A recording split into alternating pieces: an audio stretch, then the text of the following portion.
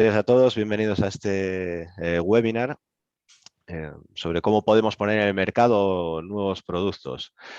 Se va a ir uniendo todavía algo de gente porque todavía veo que se están incorporando algunos participantes, pero bueno, vamos a ir comenzando. La idea es que podamos tener un debate abierto. Vamos a hacer una primera presentación entre los, vamos a decir, protagonistas de este webinar. Os voy a presentar, o van a ir presentándose cada uno de ellos primero, cada uno de estos participantes, ¿verdad? El primero es Juan Gasca. Buenos días, Juan. Buenos Bienvenido. días, encantado de estar aquí con vosotros. ¿Nos haces una pequeña presentación de quién eres, qué te dedicas, cómo Perfecto, vas a orientar las cosas en este webinar? pues os cuento, formado como ingeniero industrial o ingeniero en producto. Hace tiempo que, digamos, di un salto de lo que es el producto al servicio y al ámbito de la innovación y el desarrollo de mercados y el ámbito digital. Y a día de hoy lo que hago es focalizar toda esa actividad y el aprendizaje e intentar trabajar el mundo híbrido dentro de mi propia consultora, que es Thinkersco. Thinkersco somos una agencia de diseño e innovación que trabajamos con compañías en todo lo que es el desarrollo de nuevos productos, servicios y oportunidades de negocio basadas en la digitalización, relaciones con el cliente, nuevos modelos de negocio y a su vez también en base a las metodologías que utilizamos, que son principalmente el Design Thinking, Lean Startup, Agile, es decir, metodologías, todo el mundo habla de ellas, pues ayudamos un poco a cómo estructurarlas para establecer procesos de desarrollo de ideas o desarrollo de nuevos productos, ¿no? Según cómo se vea, entendido en el sentido que nos quedamos esta parte más desde lo que es el área de negocio a tener claro que se puede industrializar, ¿no? Que es un poco el salto en el que yo me especializo. O sea, desde que nace la idea hasta que ya vamos poniéndola un poco en práctica. A que por lo menos puedas poner unos números, ¿no? Y saber cuál sea la tecnología, ya sea digital o industrial, que tenga sentido para poder llevarla a cabo, ¿no? Es decir, no tener esa industrialización hecha, pero sí más o menos tener como una especie de Un concepto. preestudio, por lo menos un sentido común, Ujú. pero no en el ámbito, como decimos mucho, de las nubes, ¿no? Sino algo palpable, tangible, prototipado y que Ujú. realmente sepas a quién pedir presupuesto, ¿no? Para poder evaluar. Vale, muchas gracias. Bueno, pues el siguiente participante es Víctor Romero. Por favor, ¿te puedes presentar, Víctor? Sí, buenas a todos. Soy Víctor Romero, soy ingeniero en diseño industrial, 25 años de experiencia en diseño de producto, innovación y sobre todo desarrollo de producto e industrialización, ¿vale? Actualmente soy jefe de proyecto Metier en el Grupo Renault, es jefe de proyecto de ingeniería o de desarrollo de producto. Y soy profesor del área de ingeniería de los procesos de fabricación y proyectos en la Universidad de Valladolid también. Esta experiencia, pues yo soy la etapa siguiente a la de Juan, por decirlo de alguna manera. Esa primera etapa, desarrollo conceptual, sobre una idea preliminar, precisar los datos que pueden confirmar si esa idea es factible, rentable, etcétera. Para mí, honestamente, es la parte más compleja de cualquier proyecto para salir al mercado con un producto. O sea, esa orientación inicial es la parte que las decisiones que se tomen en esa primera parte van a afectar al resto del trabajo y la buena orientación de esa primera parte es la que va a decir si el resultado, va a decir en gran medida si el resultado es un éxito o no. Entonces, en ese sentido, una vez que Juan, el equipo de Juan, esa primera etapa conceptual más basada en palabras, tenemos un prototipo y tenemos confirmada una factibilidad, es donde entramos la gente que hacemos el desarrollo, que convertimos eso en realidad. Hay que hacer un diseño, hay que detallarlo, hay que definir cuántas piezas tiene, cómo montan, cómo funciona, hay que definir un proceso de fabricación, hay que definir las inversiones, dónde lo voy a montar, cuál es el flujo, cuáles son los pasos, cuáles son las etapas. Entonces, esa es un poco mi parte de expertise, muy vinculada al producto, muy vinculada a esa fase conceptual, porque evidentemente todo va mezclado. O sea, la fase conceptual, cuando se sigue avanzando, pues empiezan, hay revisiones sobre las decisiones tomadas, etcétera. Y en Renault, pues lo que hago pues, es básicamente eso, desde el concepto inicial que se toma en los equipos de diseño que fundamentalmente están concentrados en Francia, se toma una decisión sobre nuestro producto. El automóvil es muy complejo, ¿vale? Un montón de características, un montón de restricciones legales, ambientales, de plazos, etcétera. Entonces, sobre esas primeras ideas, cuando llegamos al segundo equipo, lo que hacemos es confirmar que las decisiones o los conceptos que se han tomado como base son factibles, son reales y son rentables. y a partir de ahí pues industrializar, definir todos los medios necesarios, qué planta lo va a hacer, confirmar los costes asociados y hacer todo tipo de optimizaciones, que es un poco también mi parte de especialización. Yo aunque hago industrialización fundamentalmente, mi parte un poco innovadora y por lo que y lo que estoy apostando es en esa fase de design to target, o sea, diseñar producto-proceso para mejorar la rentabilidad, mejorar la experiencia de usuario, mejorar las prestaciones, etcétera, ¿vale? He tocado otros sectores, o sea que me podéis preguntar, he pasado por renovables, por utillaje, bienes de equipo, etcétera, o sea que si tenéis cualquier duda, pues son sectores, no solo el automóvil, que es un poco particular, sino que podemos hablar casi de manera abierta sobre cualquier otra cosa. Así que bueno, yo pondré esa parte un poco más física, más metálica, más de máquinas, ¿vale? Sobre la primera parte que nos contará Juan, ¿vale? Vale, perfecto. Muchas gracias, Víctor. Y tenemos también con nosotros a Sergio. Buenos días, Sergio. Buenos días, Javier. Sí. Yo soy Sergio Chassi, consultor de estrategia y cambio en organizaciones de tecnología de la información. O sea que yo vengo a aportar en la parte digital de todo esto, digamos, como luego que tenemos diseño, tenemos producto, tenemos un proceso de fabricación, etcétera, cómo entra hoy la tecnología a ayudarnos con analítica, con datos, con sistemas que al final son un poco la contracara soft, digamos, de todo el mundo hard, pero que al mismo tiempo y cada vez hoy en día va aportando más. Digamos, mis años de experiencia son en distintas organizaciones, distintos tipos de industria, cada vez más orientados a lo que es innovación digital, a cómo distintas tecnologías vienen a aportarnos valor en distintas partes del proceso, tanto de los procesos comerciales como los procesos de producto. Y bueno, he tenido la suerte de trabajar con organizaciones en distintos países de Europa y recientemente con países de Latinoamérica también. Y realmente, bueno, eso me ha dado también una comprensión de los desafíos culturales, de los desafíos de mindset diferentes en distintas regiones, en distintos países, en distintos estilos, digamos, de organización y distintas industrias también. He pasado por un poco la industria de la energía, la industria inicialmente en la industria de la fabricación de tubos de acero, con lo cual tengo un particular afecto por el entorno fabril, claro, totalmente. Pero luego más hacia la energía, o sea, se fue desmaterializando un poco la cuestión y finalmente también he tenido experiencias recientemente con sectores de financieros y de seguros que son más de servicio, más cercanos más sensibles, digamos, a la experiencia del cliente en el día a día y en tiempo real, que enriquece un poco, nos hace ver que la tecnología de alguna manera se despliega en todos estos procesos y empieza a tener un rol clave para informar tanto el diseño como el desarrollo de productos. Así que nada, conversaremos activamente aquí. Perfecto, muchas gracias. Bueno, pues por último me presento yo, mi nombre es Javier del Campo, yo soy responsable de compras en la empresa SEJA Automotive, que ahora suena poco el nombre todavía, pero realmente nosotros éramos Bosch, que ya suena un poco más. Fuimos Bosch toda la vida hasta hace 4 años que decidió desprenderse de la rama de fabricación de alternadores y motores de arranque y lo han comprado una empresa china que se llama ZMJ y hemos cambiado de nombre.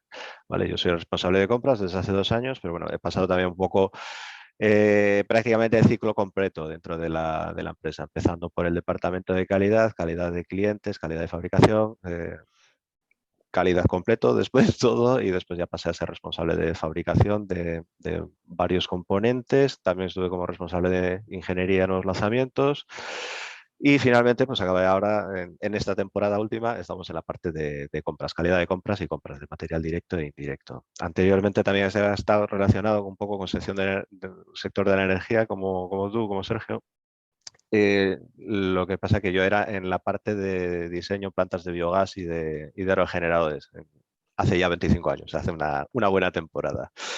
Y ahora, pues bueno, con esa visión también pues, te permite entrar un poco en estos debates más con una visión, digamos, global y sabiendo qué es lo que te pasa cuando eres cocinero, cuando eres fraile, cuando estás en el servicio y en el recorrido completo, ¿no? comentaros a los participantes que en la sección de abajo, en la configuración de este webinar, tenéis un apartado que se llama preguntas y respuestas. A medida que vayamos avanzando en el webinar, si os surge algún tema que queráis preguntar para participar o lo que sea, por favor, lo escribís ahí en ese sector de preguntas y respuestas. Podremos entrar en él y abriros el micrófono para poder conversar con vosotros, ¿vale? La idea del día de hoy es plantearnos todos en la situación actual en la que estamos en las empresas, con toda la vorágine que tenemos de intentar ganar mercado, de perder, a veces ya no solamente ganar mercado, sino poder mantenerse vivos en él, ¿no? Porque la competencia es feroz, las circunstancias que tenemos en cuanto a precios de materiales, precios de energía, posibilidades logísticas de conseguir materiales, etcétera, etcétera, son cada vez más complicadas, más difíciles, y dentro de las empresas poco a poco nos vamos planteando qué es lo que podemos hacer nuevo, qué podemos hacer diferente para poner un nuevo producto en el mercado, poner un nuevo servicio en el mercado, conseguir llegar a algo que nos aporte un valor adicional o conseguir entender qué es eso que realmente nuestro cliente entiende que tiene un valor adicional y que él estaría dispuesto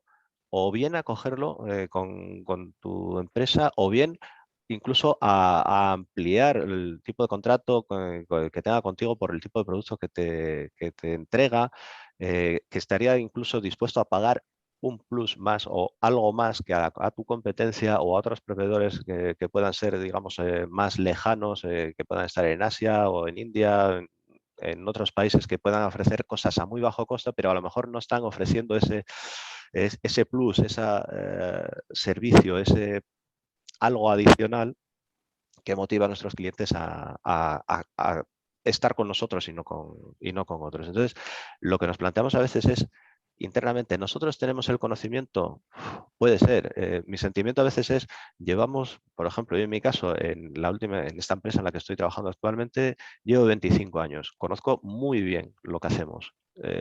Todos en la empresa hay un nivel de experiencia francamente alto. Ahora bien, eso lo podemos utilizar para cambiar no el producto, no necesariamente el producto, pero a lo mejor sí el servicio completo que podamos utilizar y que podamos estar entregando y servir algo más.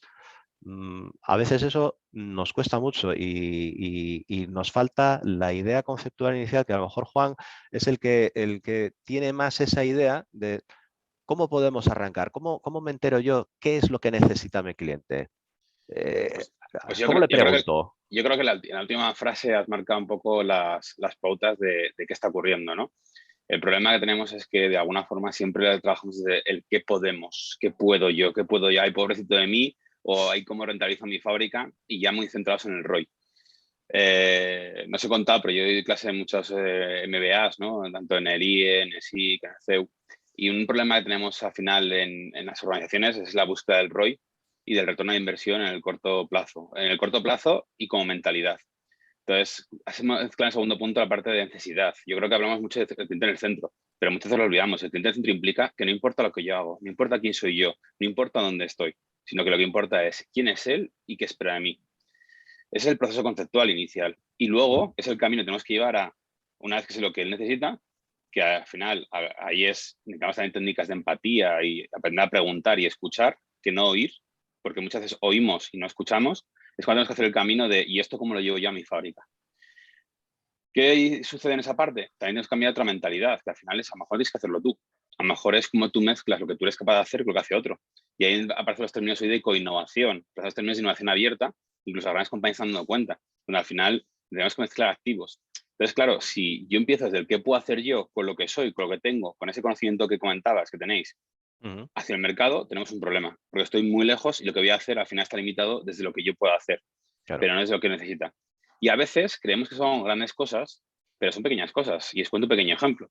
Yo tuve el placer de trabajar con una empresa alemana que hacía el mantenimiento de una planta de fabricación muy grande, con un contrato de millones de euros, con 100 y pico personas solamente en lo que es el mantenimiento de la fábrica. Y el tema es que llegó un momento que el cliente no está feliz. Ellos cumplían KPIs y el cliente no está feliz. ¿qué está sucediendo realmente en el mercado? Más allá también, aparte de lo que nos sucede en ese enfoque nuestro, pues que al final tenemos que entender que todos hemos cambiado. Es decir, si yo voy a un restaurante y ya no basta que la comida esté buena, pues tenemos que entender que eso también pasa en la industria. Entonces, si yo voy a un restaurante y la comida no está buena, pues no voy, porque no solamente buscamos eso, como nuestros padres. Hoy a lo mejor es que la camarera me ha sonreído, es que el ambiente no está a mi antojo. Entonces, son esos valores alrededor, que cuando hablamos de qué más puedo hacer, quizás es que necesita él y que espera a mí. A lo mejor no espera que yo haga más, lo que espera es que yo haga diferente. Lo que Sí, espera a lo mejor es que yo le Ujú. escuche. Sí. Entonces, esta compañía, haciendo un taller con los managers de ese contrato, surgió una gran premisa. ¿Cuál es el problema de que el cliente no está feliz? ¿Qué está diciendo? Pues igual que la camarera no me sonríe, el problema que tenían los ingenieros es que al final, cuando el cliente quería participar en el proceso, cuando el cliente quería aportar ideas, ellos, como yo soy el que sé, como yo soy el experto, como yo soy Claro. el que más sé, Ujú. te digo no. Pero encima cuento error que luego me voy a casa, lo consulto con la almohada y a lo mejor digo, oh, a lo mejor es un quizás. ¿Cuál es el problema? Que a lo mejor ese que más puedo hacer no tiene que ver con hacer algo esotérico, sino con hacer diferente y decir, oye, ¿por qué no digo primero un sí? Lo relaciono con la almohada, le demuestro que le escucho y mañana ya veré, porque encima muchas veces la estoy cagando, porque posiblemente a lo mejor Sí, esa cosa me porque a venía sin veces ese eso nivel. ya ponemos la barrera de mano, ¿no? Yo eso que estás comentando sí es una cosa que he visto, que a mí me ha pasado particularmente en esta empresa antiguamente cuando nosotros éramos Boss, donde muchos clientes nos achacaban que éramos excesivamente orgullosos en cuanto al trato. Por ejemplo, en tema cuando estaba en la parte de calidad, con temas de reclamaciones y demás, muchas veces aunque tuviésemos razón, se analizaba una reclamación que tenía ese cliente y decíamos, no es culpa nuestra, yo no soy responsable de ese fallo. Y nos quedábamos ahí. Entonces, eso al final, con el tiempo, lleva a ese descontento que estás comentando tú, ¿no? Ya me están rechazando, ya viene aquí el experto de turno a decirme, no, esto no es mío, no lo he hecho yo, la culpa es tuya. Entonces, ahí sí es verdad que conseguimos dar un pequeño paso, fue a base de tiempo también, intentar cambiar un poco la mentalidad de, oye, vale, no es culpa mía, de acuerdo, pero ¿qué puedo hacer yo para aclarar ese tema? No voy a quedarme en el mero KPI de tengo 3 reclamaciones, 10 no son mías y me desentiendo del tema. No, tengo 10 incidencias, sé que 3 no son mías, pero voy a analizar a ver qué es lo que tienen y cómo puedo ayudar yo a ese cliente a intentar que deje de tener ese problema, aunque no sea mío, porque al Y a final no veces, sabes si es tuyo o no. y a veces cuando me preguntan sobre certificación, sobre experiencia del cliente, pues te acabas de dar con la clave. Es que a lo mejor no es resolverlo, sino simplemente el hecho de intentar resolverlo ya es lo que le espera de ti. Por eso Sí. cuando te preguntas y se pregunta a la gente, no, ese que es más caro que yo, ¿por qué consigue cobrar más? Es porque tenemos también que entender que hoy esas premisas estamos yendo de modelos de cost price, de cuánto vale el coste de lo que yo hago, a modelos de value pricing. Y el valor muchas veces no está en lo que yo fabrico o no fabrico, está en que se siente escuchado, está en que yo por lo menos lo intento. Y si yo lo intento, a lo mejor esa parte que a mí me supone a lo mejor unas horas de un recurso, aunque yo vea un coste, para él es un coste que le puedo imputar y que a lo mejor por eso cuando yo comparo mi producto o comparo lo que yo hago es diferente, ¿no? Sí. Entonces tenemos zonas de valor, que es la experiencia del cliente alrededor del producto, la experiencia de servicio, ¿no? Pero podemos llevar a cualquier otras áreas y ahí es un poco ver, ¿no? Es decir, cuando hablamos con innovación, por ponernos un poco de contexto, pues tenemos también que asociar los activos que yo tengo, ¿no? Entonces, cuando digo que al final queremos hacer desde lo que yo puedo hacer, tenemos que entender que yo tengo una capacidad y otra capacidad fuera. Entonces, una empresa que a mí yo trabajo mucho y me gusta mucho es Del Vives. Y Del Vives, como la conocéis, porque es la editorial de vuestros niños, es una empresa Sí. industrial. Del Vives es la única editorial en España que mantiene la fábrica en Zaragoza, que es una imprenta. ¿Qué está haciendo Del Vives? Disociar.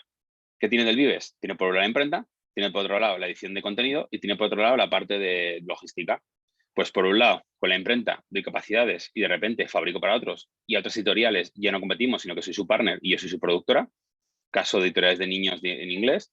Y en otros casos, lo que han hecho con la parte logística es han montado para ser más eficientes y competir contra Amazon, han montado algo, pero si quiero competir, pues lo que hace es que realmente también ellos hacen logística para otros. Entonces, por ejemplo, Izos Público tiene acuerdos con Macmillan, la editorial de niños, en la que al final ellos son partner de. Entonces, claro, también tienes que entender que yo en mi fábrica tengo diferentes activos. Entonces, a lo mejor tengo una máquina y no es lo que yo puedo hacer, sino esta máquina cómo puede ser algo de, o si voy al cliente, el cambio de mentalidad es que necesita él y ya veré qué partes lo que necesita hago yo y qué partes le hago de afuera, ¿no? Porque en este caso, si yo fuera alguien que quiere ir hacia algo relacionado con el papel, pues a lo mejor el BIES me puede ayudar, ¿no? Es decir, yo quiero montar algo relacionado con, o quiero algo industrial, necesito, por ejemplo, packaging y manuales de instrucciones. joder, pues yo puedo utilizar la imprenta y a lo mejor si es un pequeño producto, incluso la logística de última milla me puedo hacer del Vives.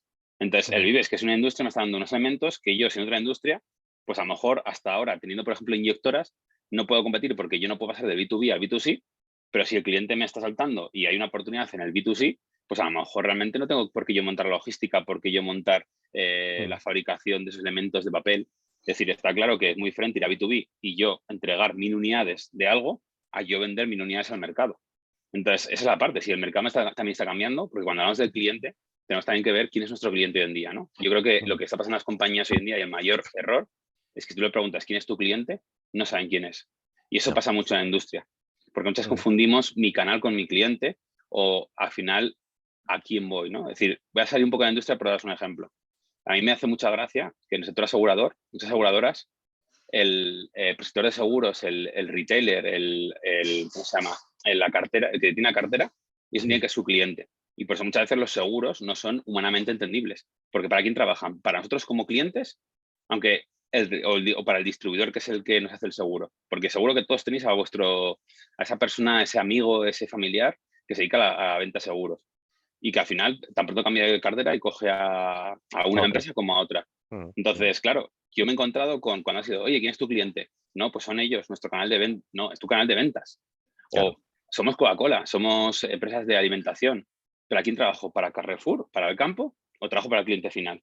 Porque estoy ahí teniendo un foco diferente. Sí, eso es un tema que tenemos que aclarar. Y con el otro tema que estabas comentando, para poder hacer eso, lo que tenemos que tener también muy claro en todas las empresas es cuál es nuestro core, cuál es nuestro conocimiento y qué reparto, digamos, de capacidades podemos hacer o qué podemos tener disponible, ¿no? Si realmente nos conseguimos centrar en cuál es nuestro core, vale, es este, vale, pues a partir de ahí, centrémonos en eso y repartamos bien las capacidades. Yo creo que también puede ser la forma de ir consiguiendo tener, no sé cómo llamarlo, si capacidad mental libre para pensar en eso nuevo adicional que podemos hacer. Lo que estabas comentando de esa editorial es de, joder, si se centra en tengo estas capacidades y a partir de aquí me van a quedar estas libres que puedo dedicar incluso a prestar servicio para otras cosas. Puedo aprovechar mi propia logística, que no es mi core, pero sí tengo esto otro y esta parte la puedo compartir y la puedo dedicar incluso a ayudar a la competencia. Así es, por eso sí puedo dar tres consejillos o tres prácticas que veo últimamente y que son para tener en cuenta y el inicio, porque cambiar el mindset es complicado, pero poner el foco es un poco más sencillo. Yo daría como tres cosas a reflexionar. Una es, como decías, ¿qué puedo hacer yo y para quién? Es decir, no va de lo que yo hago en su conjunto, sino de capacidades y aquí esas puedo ofrecer. El segundo sería, oye, ¿a qué cliente puedo llegar? Y entender que a lo mejor tengo que ir al cliente final. Y entonces luego ya es de esa parte final, ¿qué hago yo y quién me ayuda? Y el tercero sería, de alguna forma, es con quién me asocio, ¿no? Y cómo vamos juntos. Pero la pregunta inicial, y volviendo al punto, es, ¿y cómo le conozco? Pues la parte más compleja, pero al final, como decía Expediente X, la verdad está ahí fuera. La cuestión es que nos da miedo salir y hablar con la gente. Muchas veces, sobre todo en el ámbito industrial, cuando hablamos de cambio de B2B a B2C, el problema no está en cómo hablo o qué le digo o qué pregunto, sino en coger las patas, salir de la oficina, salir de la torre de cristal o de la fábrica e irte a donde está tu cliente. Dice el director de marketing de Ibercaja, en su torre, que lo mejor que tiene Ibercaja como banco es que debajo de Central en Zaragoza tiene una sucursal bancaria. Mercadona, Roche, lo que hace es que al final tiene lo que se llama Living Labs, donde al final él muchas veces lo puedes ver por las tiendas paseando. O en el caso de Kiabi, que es una empresa del grupo Kiabi, que es un retailer, es una tienda de ropa del grupo de una familia francesa que son Leroy Merlin, sí. Decathlon, que son productores y retailers. Kiabi, aquí en Madrid, su sede central en España, está en el centro comercial Isla Azul. Tiene sede central y tiene tienda al lado. Entonces, el problema es que estamos lejos del cliente, es decir, el cómo hablo con él es lo de menos. El tema es que estoy lejos y pongo una barrera y yo me centro en mi oficina, es donde seguro no voy a aprender de él. Entonces, luego podemos poner metodologías, consejos, herramientas, pero para mí el primer consejo es sal a la calle y al final pregúntate quién es tu cliente y ves a hablar con él. Si hacemos esos dos pasos, aunque lo hagamos mal, seguro que al volver a la fábrica, al volver a mi oficina o al volver a mi lugar de trabajo, tendré cosas nuevas que podré hacer y entonces empezaré a hacer ese camino de ya no trabajar desde la posibilidad y lo que yo puedo hacer, sino desde la necesidad y cómo junto mi posibilidad con su necesidad, que al final es el punto de encuentro de un buen concepto, un buen producto. De cómo llegar a eso que os comentaba, de que no hay que llegar, porque al final el cliente a veces me pide por pedir, pero cómo consigo, por lo menos desde lo que él pide, yo de alguna forma enrarlo con lo que yo hago, ¿no? pero la clave está no en, sí que estoy en una parte de análisis interno y lo que decías de autoconocimiento, porque es fundamental para dirigirme a quién voy, ¿no? Porque está claro que al final, antes de ir a hablar con el cliente, hay que definir a quién voy, ¿no? Entonces está claro que ese autoconocimiento me guía, ¿no? Me guía hacia dónde voy. Pero para mí el consejo es, hay que salir fuera y hay que hablar con personas, aunque lo hagamos mal. Al final esto es como ligar, se aprende sobre la marcha. Es decir, al final... hay que llevar algo, ¿no? Para acabar acertando, está claro. Sí. Sí. Yo tengo un hijo adolescente y al final, pues sabes que todos somos al inicio tímidos, chicos y chicas, y al final todos aprendemos a relacionarnos entre nosotros. Pues esto es un poco lo mismo. Y al final no hay nada escrito.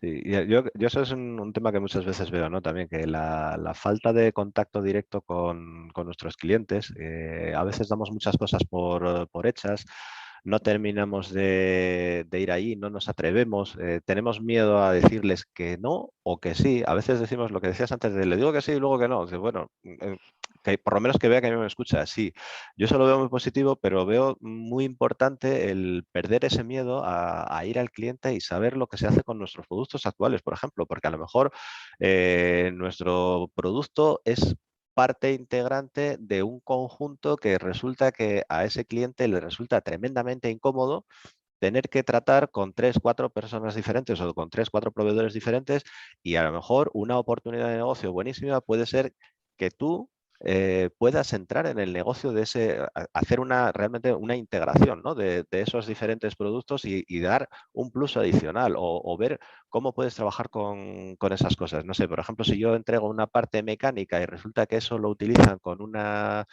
batería más una centralita más un no sé qué, ostras, ¿puedo yo hacer eso?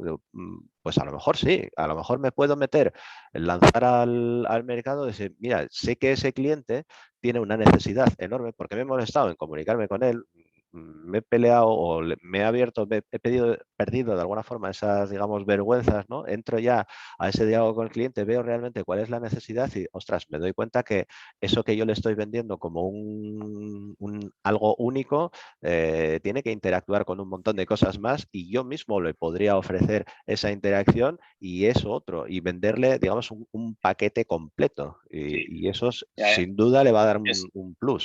Es muy interesante lo que has comentado y te conté una pequeña anécdota y no monopolizar un poco la relación, pero al final lo que estás diciendo es hay que hackearnos a nosotros mismos y hackear el sistema. ¿Qué significa esto? Tenemos dos stoppers, o tres, perdón. Uno, primera persona, porque yo mismo me bloqueo, tengo que encontrar ese desbloqueo. El segundo, los silos de departamentos, porque ingeniería es separada de comercial y al final muchas veces es que comercial es el que habla con el cliente y yo no puedo hablar con clientes sin pedir. Nadie te pide hablar con clientes, es decir, porque hay más clientes ahí fuera. Y el tercero es el canal, porque muchas veces, sobre todo si soy B2B, al final yo necesito a lo mejor prescripciones de producto o información de final, como dices, pero no puedo llegar. Pero al final el resumen está en nosotros en el primero, el personal. Antes te cuento una anécdota. Yo me acuerdo estaba haciendo una formación en Design Thinking con una empresa industrial que hacía rodamientos para coches, que es una marca blanca que al final estaba creciendo mucho. Y la ingeniería de producto o la parte de I+D me decía, no, pero es que yo no puedo hablar con cliente. Pero claro, yo no... Tú me dices, Juan, hay que hablar con cliente. Lo que vamos, rompe, ves. Pero primero está comercial, tengo que pedir permiso con los clientes. Y luego está el cómo consigo, cómo voy. A ver, comercial a lo mejor es owner de los clientes actuales, pero también hay una siguiente derivada, que se llama innovación. Tienes que tener un portfolio diversificado. Entonces, tu cliente actual a lo mejor no te reta. El que te va a retar es que está ahí fuera. Entonces, comercial tampoco ha llegado. ¿Dónde está la de llegar? En que encuentres el cómo. Si tú tienes un rodamiento que se monta en un coche, ¿qué te impide a ti coger tu coche hoy, fingir una avería y ir a un taller?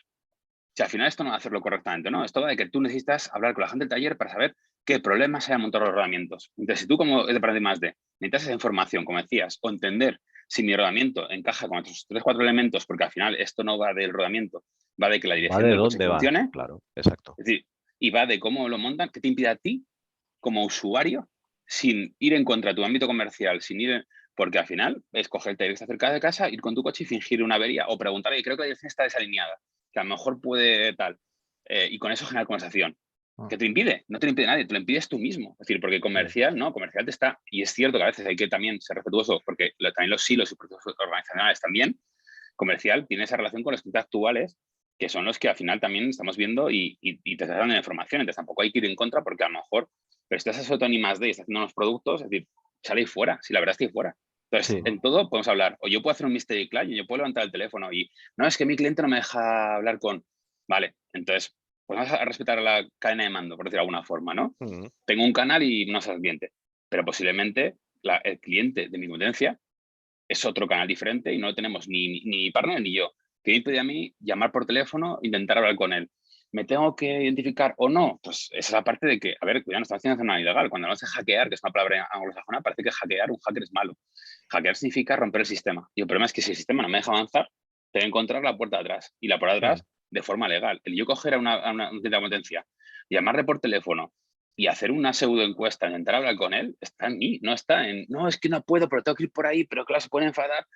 Si al final solo quiero conversar, es decir, porque además también otra cosa es vender y esto es conocer. Entonces, tenemos que Exacto. hacer hablar de cosas. Es saber qué es lo que está ocurriendo afuera. Y yo creo que un tema que tenemos que tener todos muy, muy claro al final es que nadie va a venir a traernos nada. O sea, las cosas no nos van a caer del cielo y vamos a tener que ser nosotros mismos los que salgamos afuera a buscarlo, a ofrecerlo, a ver cuál es el interés, a buscar esa necesidad.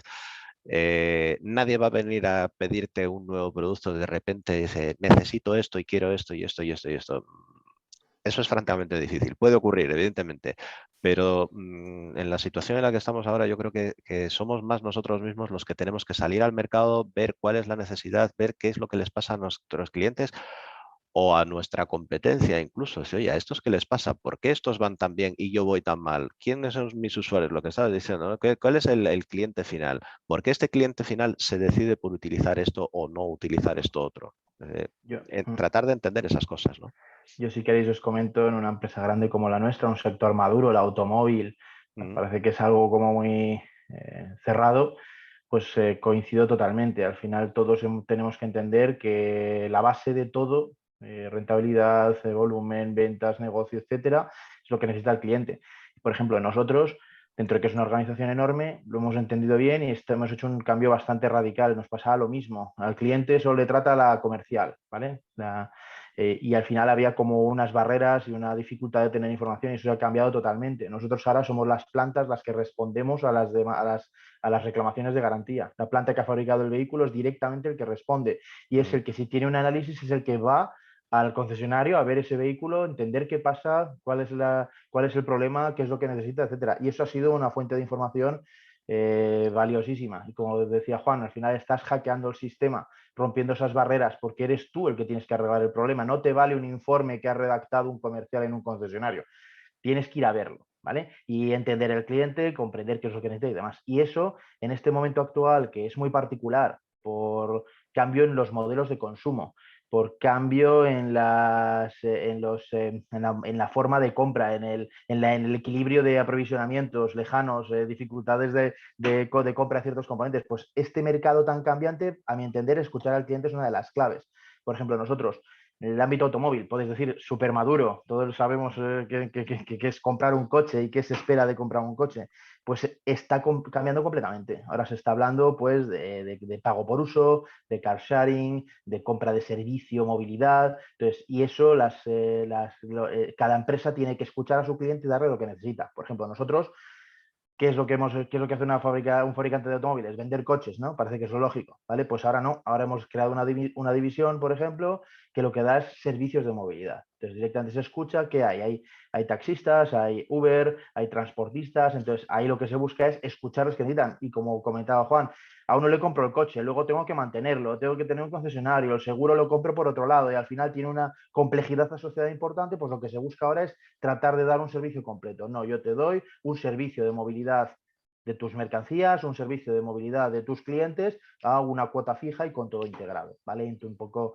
va por ahí. Y es ese pequeño cambio de paradigma. No trato de vender lo que sé hacer, sino escucho al cliente y darle lo que necesita. Y ahí hay una cosa, Víctor, que has remarcado muy importante, que linka con todo lo que estamos hablando, que es la necesidad de construir nuevos canales de comunicación y de relación.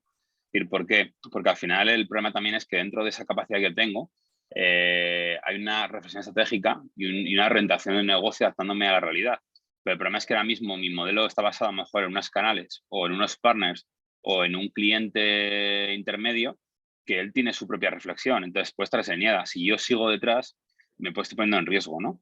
Entonces, cogiendo estos elementos, yo tengo más de muchas empresas que están saltando del B2B al B2C, aunque da miedo, justamente por el problema de que el B2C a veces no va a ser el hecho de lo que me dé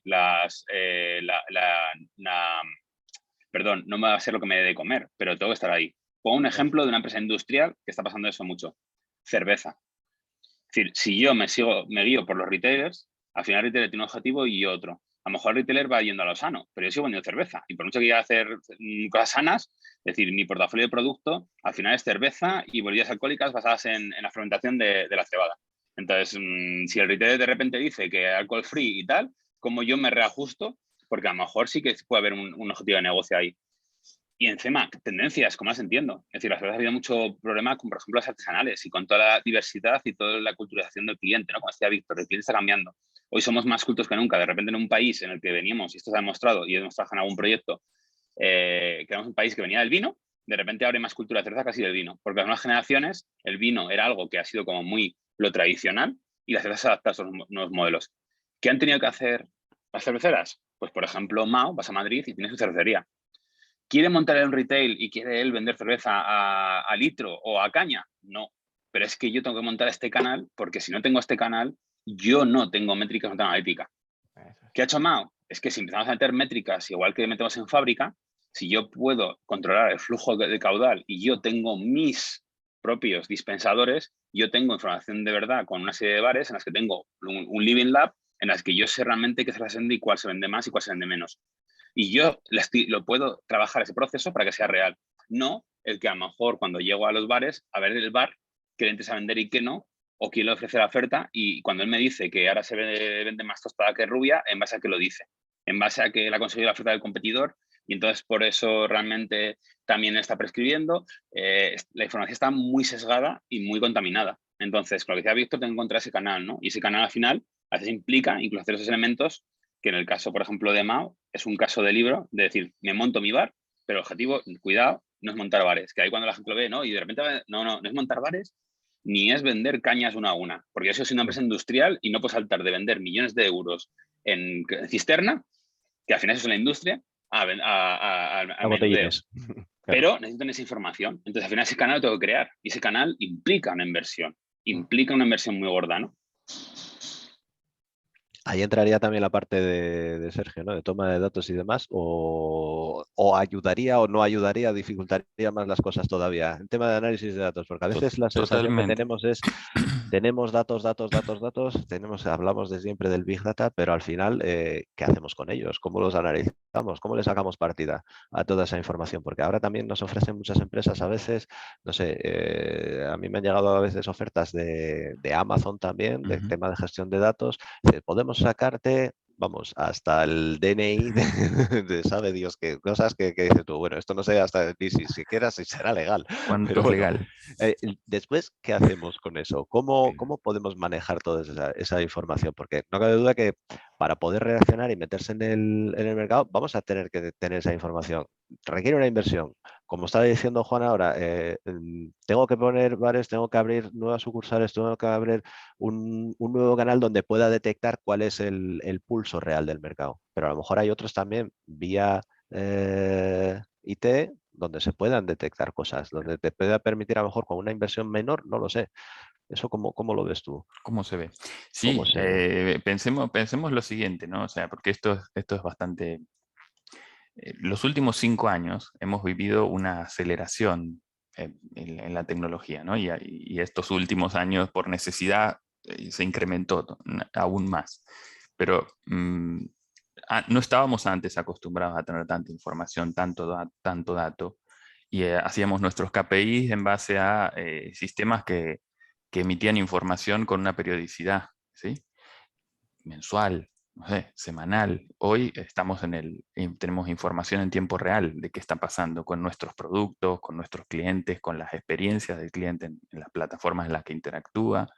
Incluso lo que comentan los chicos, digamos, en cualquier entorno, o sea, en cualquier paso del proceso de producción y en la experiencia del cliente, tenemos hoy la posibilidad de tomar información. El problema es que no estamos acostumbrados a generarnos esos KPIs de tanta sensibilidad, pero no estamos acostumbrados en ciertas áreas, por decirlo así, porque muy rápidamente en nuestra vida cotidiana hemos incorporado información y tomamos decisiones en base a información que tenemos en tiempo real prácticamente, ¿no es cierto? Y lo mismo, si pensamos en los vehículos, es algo, uno está acostumbrado, ¿no? A manejar información que tiene ahí.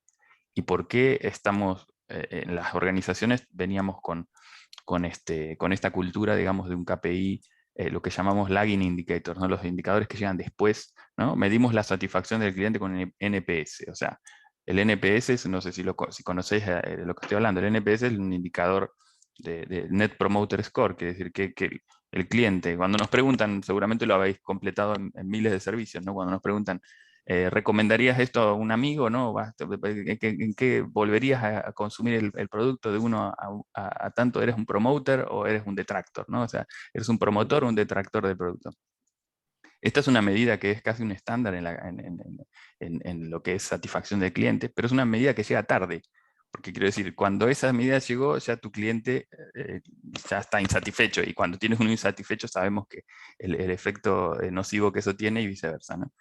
Entonces hoy tenemos herramientas que nos dan sensores y data acumulada que nos podrían dar información no solo en el momento en el que el cliente sufre la insatisfacción, por decirlo así, sino que además predecirla. Y esto yo sé que en la industria automotriz cada vez se va en esa dirección, de decir, puedo hacer lo que se llama un gemelo digital. Esto es un concepto digamos, muy interesante, ¿no es cierto? Es decir, ¿qué es un gemelo digital? Creamos una entidad paralela al cliente o al producto y vamos siguiendo qué le está pasando. Entonces podemos predecir cuando se desgastó la pieza y ofrecerle la pieza por anticipado al cliente para cambiársela, saber dónde está, o sea, todos estos temas lo vemos como predictivo, digamos, del mantenimiento, del costo, de la eficiencia, etc. Pero hay un elemento que algunas industrias están usando más, los más digitales, o sea, y estamos hablando de los que controlan nuestra vida, ¿no? Facebook, Twitter y toda esta gente que recopila datos de nuestras interacciones todo el tiempo. Ellos utilizan eso para hacer un perfil de cliente, un perfil de usuario. Ya no es el cliente, nosotros hablamos de cliente como uno, ¿no? Tenemos un cliente, en realidad no tenemos un cliente, tenemos como, y esto seguro Juan nos va a iluminar, o sea, tenemos personas, ¿no? Tenemos distintos perfiles de clientes. Pero esta data digital que nos da un digital twin, un gemelo digital, nos permite encontrar un patrón de comportamiento del cliente y ahora esta misma información nos puede servir para hacer una especie de tester virtual, ¿no es cierto? O sea, podemos testear nuestros productos contra este perfil que hemos elaborado con el dato agregado de nuestros clientes y su comportamiento. Luego está el tema de decir hasta dónde esta recopilación de información se agrega y se evita problemas de privacidad, etcétera, que es lo que tú comentabas. Sí, a mí me asusta un poco, la verdad. Asusta un poco, pero Sí. también, yo creo que hay dos tipos de reacción frente a esto y nos vamos acostumbrando y también las generaciones nuevas vienen con un chip diferente, ¿no?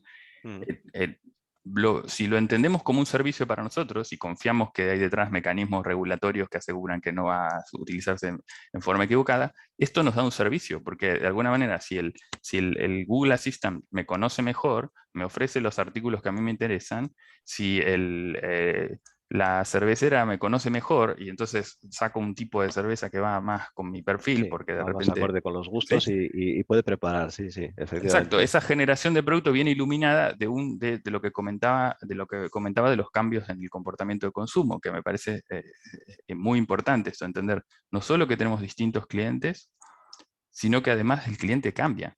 Sí. No es el mismo, pero no es el mismo, cambia. No es el mismo, exactamente. Sumando lo que dice Sergio, siguiendo con la metáfora que yo he puesto encima de la mesa, o con el ejemplo, linka todo, ¿no? Es decir, al final, daros cuenta que yo tengo métricas de lo que consume hoy, eso inspira mi parte para hacer cosas, pero a veces necesito preguntar. Entonces, claro, si yo no quiero ir a fábrica, esto es aplicar Lean, ¿no? A desarrollo de cliente, porque Design Thinking tiene un poco de misandria de Lean. ¿Cómo mejoro procesos? Bajando a fábrica y preguntando al operario. Entonces, si yo el bar es mío, no tengo que pedir permiso a nadie, sino que yo, aunque sea el D+D, me meto un día a ser de barman y puedo conversar con la gente a ver qué opina. Entonces mezclan la ética de Sergio con la parte mía más empática. Pero es que luego, cuando llego a la parte de Víctor, si pongo una nueva cerveza, puedo hacer 3 cervezas, ponerlas en los mismos tiradores y hacer experimentos que si no tengo el canal, ese es el siguiente problema. Y volví otra vez a la parte de Sergio, es decir, tengo nuevas métricas porque puedo ver analítica de lo que ha sucedido esta última semana con esos modelos nuevos frente a lo que se venía anteriormente con la prescripción, y de alguna forma primero entender y luego, si no, de nuevo volver a mi parte de conocer. Entonces, al final aquí estamos 3 personas, pero te das cuenta, es un ciclo constante en el que nos alimentamos una y otra vez, ¿no? Que es el problema también de las compañías, de cómo organizamos eso. Y cogiendo un poco lo que decía Sergio, la parte que decía de persona es, yo creo que seguimos cometiendo también un pequeño error, ¿no? La parte conceptual, que queremos hacer algo mainstream, hacer algo para todo el mundo. Y hoy cada vez más tenemos que comprometernos más con alguien y si conseguimos crear valor, ya veremos si el valor se desarrolla o no y a quién crece, ¿no? Es decir, yo cogiendo un caso que tiene que ver, sería Primark, ¿no? Primark al final es una empresa también industrial y retailer, ¿no? Porque al final yo creo que en retail tenemos un mix, ¿no? Primark tenía claro que el problema era de low cost, pero él se dio cuenta que había un problema, que es que low cost era feo y que al final muchas veces el llevar low cost, mi hijo, era indigno. ¿Qué hicieron ellos para mejorar esa parte? Con diseño de producto, que es donde entramos Víctor y yo, ¿no? ¿Qué hicieron? Pues primero meter diseños chulos y meter acuerdos con marcas. ¿Cómo hago chulo esto? Bueno, esa parte con innovación. Pues hablo con Disney y hablo con quien sea. ¿Qué sucede? Que la gente cambia. Entonces, lo que antes era low cost y significar low cost, aparece un nuevo usuario, la clase media. Hoy todos somos workaholic, trabajamos a ver quién trabaja más y quién llega más tarde a casa, competimos como parejas y dejamos a los niños con los padres y los hijos, ¿no? Perdón, con los abuelos. Entonces, oye, ya que me va el hijo, pues por lo menos tengo un pijama en cada casa y por lo menos no voy con la mochila. Entonces, el low cost de repente, ¿qué es el low cost? Porque cuando tú vas a Primark, no es para la gente sin recursos. Hoy la clase media abraza low cost. Es más, como decía Víctor, nuevas generaciones, nuevos perfiles. Hoy, pensar que nosotros cuando éramos jóvenes, llegaba tu cumpleaños y ¿qué querías? Pues una camisa, un polo, al final del polo de marca, ¿no? Que todos ansiamos ahí. Hoy la gente no quiere un polo de marca. Pero su problema es tener un look diferente, una apariencia diferente en Instagram cada día. Entonces, ¿por qué está Primark creciendo? ¿Por qué low cost está conquistando la milla dorada de Madrid? Cuidado, pasaos por Madrid. Primark, Zara, no es low cost a nivel de tienda, es low cost a nivel de producto. Y al final hay una diferencia entre el retail que, por ejemplo, hay en Zaragoza, que tienes un Primark, y en el centro comercial de Puerto Venecia, que es la típica caja, y al final aquí sí que es el low cost tradicional, y la tienda de Primark en Gran Vía, que es una experiencia y es, como decíamos, volviendo un poco a los activos, es decir, yo tengo un activo que recoloco porque voy aprendiendo. Pero Primark lo ha hecho también, esa parte de dignificar el producto, que de repente la clase media, los Instagramers, los nuevos compañeros se giran. Entonces, claro, si eso yo intento hacer con la parte de los segmentos de mercado, con la parte de crear todo el mundo, pues al final realmente hago todo el mundo infeliz. Eso me habla en el diseño. Si quieres hacer todo el mundo feliz, haz todo el mundo infeliz. Pero cuando tú te enfocas, te obsesionas y coges ese concepto que decía Sergio de persona, en la que a quién quiero ayudar, pues ya veremos si Sí, luego que al final va a realmente ser tu eso cliente y ya sabes a dónde crece, te ¿no? tienes que orientar. Entonces, Pero desde luego ya descubrimos clientes. También queremos controlar, y es la parte del cambio, yo creo, del mundo digital, del mundo startup, que aparecen MBAs y demás que asocian en la parte industrial, que yo tengo que estar embebido por un primer cliente y luego ya veré quién más me puede comprar esto. Pero si yo quiero encontrar el valor, si quiero hacer feliz a 4 o 5 clientes a la vez, es que lo que hago es como, lo que hago es, y me gusta mucho los Simpson, que recordáis, es un Homero. Es un coche, es algo industrial que al final realmente tiene de todo. Yo tengo que embeberme por un primer usuario, por una primera persona. Ya no hablamos ni de usuarios ni clientes, una primera persona, un alguien que me guíe. Y si estoy en el ámbito industrial, es lo mismo. Es decir, yo creo que estamos hablando muchas veces de B2B, B2C, y al final estás cada vez más en el people to people. Es decir, yo cuando estoy en B2B tengo que entender también, y ese concepto de persona que decía Sergio, que ya no hay empresas grandes o pequeñas. Lo que son directores de marketing, directores industriales. Y no es lo mismo un director industrial que acaba de llegar, un director de marketing que acaba de llegar y quiere mostrar, que uno que está revenido. Y no hablamos de alguien de 50 años, pues alguien de 35 que está allá, que ha probado todo y dice, mira, a mí no me vengas con milongas. No es lo mismo un director industrial, un director de marketing con un equipo dedicado que sin equipo. Entonces, al final, ¿cuál es el problema a resolver? Pues si yo me bebo de eso, es cuando encontraré, pues por ejemplo, esa parte que hablamos antes de servicios o de qué hacer yo, pues claro, es que no es lo mismo. Es que yo tengo un producto, pero ¿quién está enfrente mío? ¿Es alguien que tiene equipo? O sea, él puede a lo mejor hacer la parte de, hablamos una parte de, yo puedo fabricar cualquier cosa, pero él tiene equipo de ingeniería o no. Es que a lo mejor no va de que yo fabrique diferente o más barato o más caro. Es que a lo mejor sí, tengo que es montar que yo yo un se lo equipo de tenga que ingeniería. desarrollar, correcto, exactamente, Porque, y porque participar. Ahí, entonces, la clave es un poco eso, ¿no? El salir al final al mercado, entender al cliente por la vía personal, por la vía digital, conseguir esa información y dar un poco con la clave de, vale, voy a prestar este servicio adicional. Y ahora ya viene la paloma que está dibujada en el papel y hay que empezar a echarla a volar. Ahora empiezan los problemas entonces dentro de nuestra empresa. ¿Somos nosotros suficientemente ágiles o suficientemente flexibles para entrar a tiempo en el mercado? Ahí yo creo que a veces nos viene la complicación porque el mercado ahora mismo es tremendamente dinámico y y requiere una agilidad y una falta de, iba a decir falta de trabas, pero mejor diría una flexibilidad adicional que muchas veces no tenemos, que nosotros mismos nos ponemos las cortapisas o bien por normativas internas, por propias regulaciones dentro de la empresa donde queremos hacer una serie de pasos muy estructurados que si se siguen todos en la línea que se han hecho durante los últimos 25 años, no vas a llegar a tiempo, vas a llegar tarde al mercado, no vas a poder ofrecer eso, por bueno que sea. Ahí, Ese- perdón, adelante, Víctor. Sí. Sí, nada, ese time to market es crítico, ¿eh? Yo, por ejemplo, lo veo desde mi punto de vista automóvil. Un vehículo, mis compañeros de diseño diseñan un vehículo que se va a empezar a vender dentro de 4 años. ¿Cómo somos capaces de acertar con lo que va a querer un cliente dentro de 4 años? Pues es casi imposible. O sea, además en un mercado como el actual, donde cambia brutalmente en la renta, la disponible, los intereses, es casi imposible. Entonces, fijaros ese time to market, la clave que es. Y en lugar de lanzar coches con un plazo de lanzamiento de 4 años desde la idea inicial, lo lanzamos con 2, pues tendré más probabilidades de acierto. Pero si lo lanzo con 6 meses, pues más aún. Entonces, esto, visto en el automóvil, pues es clave. Luego es un vehículo que lanzamos y que tiene que estar otros 7 años en el mercado. ¿Qué va a necesitar un cliente dentro de 11 años? No tenemos ni idea. O sea, es súper complejo. Entonces, al final, ¿cómo lo suplimos nosotros? Pues tratando de lanzar productos que sean complementarios. Si la tendencia y la renta sube o baja, pues vendo más del modelo A o del modelo B. O sea, es un poco suplirlo a nivel gama. Pero sí que es cierto que es una de las claves. Cómo reduzco ese time to market, cómo mejoro la agilidad, cómo mejoro mi cintura para atender lo que quiere el cliente, que es completamente distinto hoy que hace un año. Claro, yo ahí ese es uno de los temas que nos hemos encontrado con una dificultad muy grande en ese sentido, sobre todo cuando entramos en productos con componentes electrónicos. Es una situación absolutamente paradójica porque cualquier distribuidor de componentes electrónicos, los plazos de entrega, ya no te digo de diseño de un producto nuevo, cualquier plazo de entrega te está hablando de 18 meses en algunas cosas.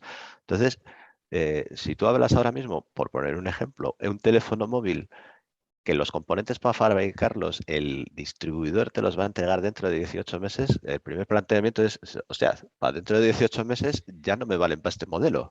¿Qué hago yo con eso que me vas a dar ahora nuevo? ¿Cómo agilizamos ese tema? Sí, sí. Es complicado. El momento Perdona, actual Sergio, que es... te he interrumpido porque ibas a Sí, participar. claro. A ver, yo mis últimos años han sido en relación con lo que llamamos portafolio ágil, ¿no? O sea, gestión del portafolio ágil. O sea, ya no agilidad en proyectos, porque la agilidad, si lo sabéis o no, digamos, lo comento, la agilidad como a nivel de proyecto es intentar romper con estas etapas secuenciales, buscar un proceso iterativo que va generando entregables tempranos y permite ir afinando con el cliente, puede ser el cliente interno también, digamos, pero el valor que se va generando, ¿no? Digamos que sobre todo esto hay literatura y hay experiencia y cada vez más es una forma estándar de trabajar porque es una forma de trabajar permeable, no solo permeable al cambio, sino que utiliza el cambio como su materia prima, porque al final el feedback que tú recibes de cada iteración es lo que te permite evolucionar el producto y aprender lo que estás haciendo, ¿no? Dentro del contexto de eso, si tú lo extiendes a una organización, claro, te encuentras que la organización no está, digamos, diseñada, las organizaciones en general funcionales están diseñadas para la escala, ¿no es cierto? Están hechas para hacer cosas a escala y entonces especializadas, pero esa especialización que viene de nuestra historia, digamos, de empresas, contribuye a una eficiencia vertical de función, pero no a una capacidad de delivery horizontal, que es lo que decía Víctor, este time to market, es decir, el time to market es una medida que utilizamos mucho, porque en realidad si yo ideo algo con Juan, cuanto antes lo ponga en el mercado voy a saber si realmente tiene valor. Y es más, no quiero hacer eso en forma predictiva. Lo voy a probar en un prototipo, lo voy a testear con clientes reales, como decía Juan, voy bajo, me encuentro con alguien y lo pruebo. Pero a nivel de organización, esta fricción que tenemos, primer obstáculo, tú decías, tenemos agilidad, podemos ser más ágiles como organización para ir del concepto a la entrega y al feedback, porque en realidad la entrega la quieres solo para saber Sí, eso rápidamente funciona, cómo exacto. retroalimentar. Pero tú dices, en procesos duros, digamos, bueno, en producto, tienes otro factor, que es la supply chain, ¿no? Quiero decir, o sea, Claro. no empieza el producto contigo, empieza con un montón de otros que tienes que Con- subir a tu cadena de valor, asegurar que cumplen, como tú decías, con una lógica de velocidad.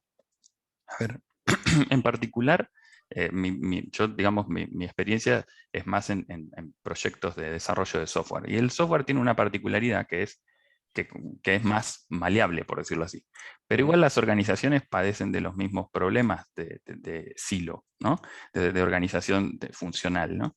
Incluso la organización de tecnología misma tiene perfiles fuertemente tipificados, pero la agilidad como método de trabajo nos lleva a componer equipos multifuncionales, primero que nada, o sea, romper esa barrera, poner a la gente a trabajar junta, a la gente que tiene el conocimiento para hacerlo. Y tú dices, bueno, pero ¿y esto cómo se come con mi componente electrónico que al final me dice 18 meses y son 18 meses? ¿Qué voy a hacer? Esto nos pasaba en los proyectos ágiles en una etapa anterior. O sea, en una organización tú puedes encontrar a la gente y decir, bueno, ok, ahora armo el equipo, vamos a hacerlo ágil, sí. Pero bueno, necesitamos un proveedor de algo, de un skill. Tú bien preguntaste el tema de analítica. El tema de analítica. Yo digo, sí, muy lindo, el gemelo digital, esto, pero ¿cómo lo hacemos si no tenemos ni idea? Tenemos que ir a buscar talento, gente que conoce del tema o que tiene experiencia, que además no van a querer trabajar contigo porque les gusta trabajar con Google o con Amazon, porque de repente lo digital atrae a lo digital. Pero tú dices, pero a mí me sirve ese know-how. Y entonces ahí es donde empiezan las partnerships, de decir, yo tengo un caso de uso y tú tienes el conocimiento. Y ahora, ¿cómo trabajamos juntos? Y entonces entramos en el ciclo de aprovisionamiento, porque ahora tenemos que contratar a hacer una RFP de 6 meses para elegir quién va a ser nuestro proveedor de Analytics o de know-how de Analytics. Ni siquiera las herramientas son más fáciles de conseguir que el talento para utilizarlas o para desarrollarlas. Entonces entramos en ese ciclo. ¿Y qué han hecho los que están en el mundo así de la agilidad y que están buscando esto, enfrentando estos desafíos? Han dicho, ok, si en vez de tener 6 meses para hacer la RFP, tuviera 2 días, ¿no? ¿Cómo vamos a pensar que tenemos que hacerlo en 2 días? Tenemos que encontrar el mejor proveedor de este tipo en 2 días. Y traemos al de compra y al legal y todo para que estemos todos de acuerdo que lo vamos a hacer de la manera que tiene que ser, pero en 2 días. Empezamos ya con una premisa distinta. Nos decimos, este es nuestro problema, que tenemos 6 meses, ya está, ya nos casamos con eso. Como si tú dijeras, el componente electrónico de 18 meses a mí no me sirve, ya está, clarísimo. ¿Qué podemos poner en el lugar de eso que sea modular y que lo podamos reemplazar? Eso ya empiezas a pensar diferente. Ahí entra Juan, que te hace hacer design thinking y decir, a ver, hagamos a lo MacGyver, no sé si saben quién es MacGyver, pero bueno, Es de la época. depende de la generación, depende de la generación, pues. O será la segunda edición, ¿no es cierto? No has arreglado muchas cosas, MacGyver. Exacto, entonces ese pensamiento lateral, el pensamiento divergente nos ayuda a encontrar opciones, ¿no? Pero en particular en el proceso de compra hay una metodología, en realidad no es una metodología, es una forma de trabajo que se llama Lean Agile Procurement, que buscó hacer este efecto, es decir, en vez de hacer una RFP de 6 meses, junto a proveedores 2 días en un workshop y que me demuestren lo que pueden hacer alrededor de nuestro problema. Y además escribimos el contrato, que es un contrato flexible, porque yo necesito tener flexibilidad con ellos, tanto para escalar hacia arriba como hacia abajo. Tengo que conocer sus skills, tengo que ver cómo colaboran con mis equipos. Fíjate qué desafío, ¿no? Porque ahí estamos ya en un terreno que no es técnico, es más bien humano, Sí, ¿no? de, De es más bien humano y de colaboración. interacción también entre los distintos equipos. Pero partimos de la premisa de desafiar lo que tenemos como una restricción en nuestro mindset, que es estos tiempos o estas funciones funcionan así y son un constraint. Partimos al revés, decimos, si no lo tuviéramos, exacto, sí. ¿qué Ahí hacemos? tenemos que hacer el primer cambio ya de mentalidad en la propia empresa, ¿no? Porque tenemos unos procesos establecidos que tienen una duración determinada y damos por hecho que siempre tienen que ser así. Dicen, no, esto no lo puedo hacer, ya yo me estoy poniendo el freno porque sé que mi proceso de compras para liberar el nuevo proveedor de no sé qué componente me va a durar 6 meses o 3 meses o 5 meses. No me lo planteo de otra manera, ya el no lo tengo de mano. Esto es, no sé, al final es como cuando uno se va de excursión de montaña y tiene una mochila de 25 litros o de 100 litros. Si tienes la de 25 vas a ir al monte con la mochila llena con 25 litros y si tienes la de 100 vas de monte con la mochila de 100 llena, exactamente igual de llena, hasta los topes. Entonces, eso es lo primero que tenemos que ir cambiando todos, ¿no? Un poco. Ver un poco, Pero, me gusta la propuesta que dices tú de juntémonos aquí 2 días, de qué es lo que puedes hacer, hasta dónde llegas. sí. Pero ahí hay dos partes también que han puesto en valor, yo creo, Víctor y Sergio, que como decías, si yo hablo del cambio de mindset a la hora de afrontar el negocio o el mercado, pero también hay dos cambios de mindset, uno en la morfología del producto y otro en los procesos internos. Es decir, con lo que decía un poco Sergio, yo he trabajado con un par de compañías industriales que hemos tenido que reseñar el proceso de compras de forma colateral, porque el problema es que seguimos en esa parte industrial, en esa parte del mindset industrial, queremos asegurar calidad, procesos, producción en largo. Entonces, nosotros trabajando en temas de prototipado y en temas un poco de desarrollo de producto, me encuentro a veces es que yo necesito a alguien que me haga una empresa 3D. Pero claro, si yo le meto en el proceso de compras de homologación de un proveedor, pues estoy homologando a alguien, como le pasará a Víctor en Renault, a alguien que al final me pueda asegurar 1.000.000 de unidades. Pero es que yo no quiero 1.000.000 de unidades, quiero 100. Y a lo mejor el que me hace 1.000.000 no está preparado para darme 100. Y yo, si quiero ahora mismo ser ágil, como dice Sergio, tengo que conseguir romper esos procesos y también, de alguna forma, romper las lógicas internas. Nosotros hemos tenido que homologar. Entonces, al final, el hacer impresión 3D o el hacer series cortas es que a lo mejor tienes otro proveedor y a lo mejor tiene que cumplir la calidad de producción, porque lo que importa ahora no es cumplir con calidad de producción o con asegurar la producción. Lo que me preocupa ahora es realmente el time to market que hablamos y llegar a tiempo. Llegar a tiempo. Y el segundo venía un poco en colación a esa parte que estaba hablando de morfología de producto, porque con lo que decías el tema eléctrico, yo creo que estamos también, de nuevo, asegurando siempre la industrialización entendida como la economía de escala. Y tenemos que entender que a lo mejor la economía de escala no es lo fundamental, sino esa creación de valor. Entonces, son dos conceptos antagónicos. Entonces, la creación de valor implica a veces que la economía de escala tiene que dejarse a un lado o buscarse una economía de escala dentro de un coste mayor. Es decir, por ejemplo, aquí Víctor nos puede iluminar más, pero en automoción no sabemos cuántos sensores va a haber en los próximos 4 años.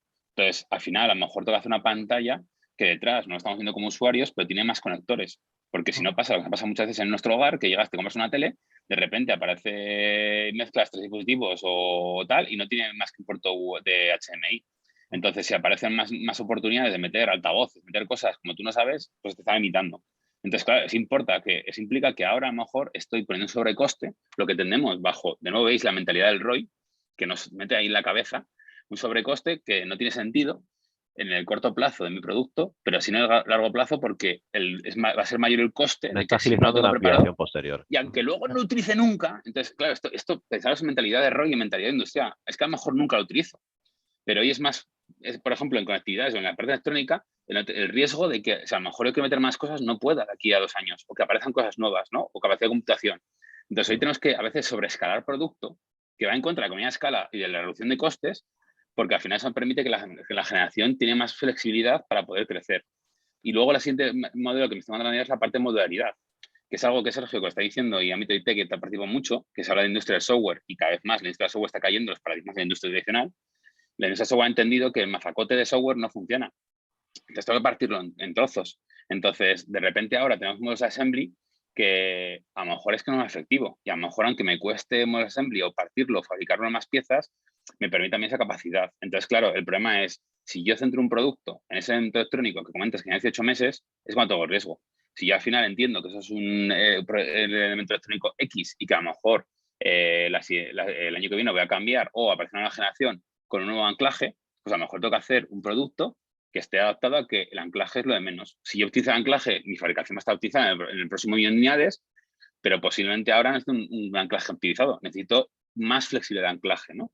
Entonces, es un concepto de modularidad, de partir el producto que estamos viendo en software y que en software tenemos un ejemplo de cómo se está industrializando hoy el software y el crecimiento de producto en digital, pero es que ahora en industrial es más jodido.